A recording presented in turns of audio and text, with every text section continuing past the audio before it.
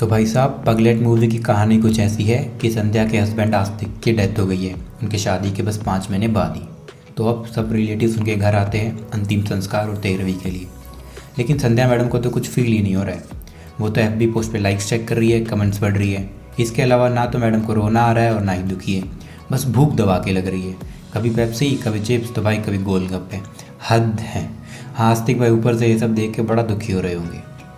तो अब जब सब इकट्ठा है घर पे, तो भाई साहब इनकी आपस में चुगलियाँ शुरू हो जाती है, जैसा कि हर फैमिली गैदरिंग में होता ही है। वही संध्या की माँ को चिंता इस बात की है कि कहीं संधि जी बेटी को घर वापस ना भेज दे। वैसे भी घर पे 2 और बेटियाँ बैठी है जिनकी शादियाँ करवानी है। खैर, कुछ दिन बाद संध्या को उसके हस्बैंड की एक्स की फ़ोटो मिलती है। तो भाई अब अपनी संध्या परेशान कि कौन है ये, कब से चल रहा था इनका, क्या क्या हुआ इनके बीच, और कहीं शादी के बाद भी तो इनका कुछ चल नहीं रहा था। अब एक दिन आस्तिक के कलीग्स आते हैं अपनी कॉन्डोलेंस देने के लिए। इस ग्रुप में वो फ़ोटो वाली लड़की भी होती है। तो मालूम चलता है कि ये फ़ोटो वाली लड़की आकांक्षा रॉय है। ये दोनों कॉलेज से साथ में थे, फिर जॉब भी एक ही कंपनी में लगी। पर आकांक्षा के पेरेंट्स माने नहीं शादी के लिए।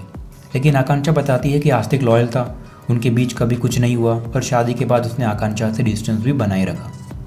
फिर पता चलता है कि आस्तिक ने अपने नाम 50 लाख का लाइफ इंश्योरेंस करवाया था और नॉमिनी बनाया था संध्या को। तो भाई अब सब घर पे परेशान कि संध्या क्या करेगी, पैसे लेके वापस अपने घर चली जाएगी या दूसरी शादी करेगी या यहीं रहेगी। इसके बाद संध्या की माँ ने भाई जो पलटी मारी है, क्या बताऊँ। अब तक उसकी माँ को चिंता इस बात की थी कि कहीं संधि जी बेटी को घर वापस ना भेज। लेकिन जब 50 लाख का मालूम चला तो खुद ही कह रही है बेटी को कि बेटी तुम चलो, यहाँ रहने की कोई ज़रूरत नहीं है। इस बीच आस्तिक का कज़न आदित्य संध्या को प्रपोज कर देता है। संध्या को लगता है कि यार एटलीस्ट ये बंदा मुझे पसंद तो करता है। तो ये सोच के संध्या शादी के लिए हाँ कर देती है। तो भाई साहब, इधर आस्तिक की 13वीं भी नहीं हुई है और संध्या मैडम की दूसरी शादी का प्रोग्राम भी फिक्स हो गया है। आस्तिक ऊपर बैठ के बड़ा रो रहा होगा ये सब देख के। अब ये बात घर पे सबको पता है। तो आस्तिक का भाई काफ़ी नाराज़ आता है संध्या के रूम में। तो हमको लगता है कि भाई ये दुखी होगा कि भाई की 13वीं नहीं हुई है और भाभी दूसरी शादी का प्लान बना रही है। लेकिन नहीं, यहाँ तो मामला ही उल्टा पुल्टा है। आस्तिक का भाई अपनी ही भाभी को प्रपोज कर देता है कि मुझसे शादी कर लो, मैं प्यार करता हूँ आपसे।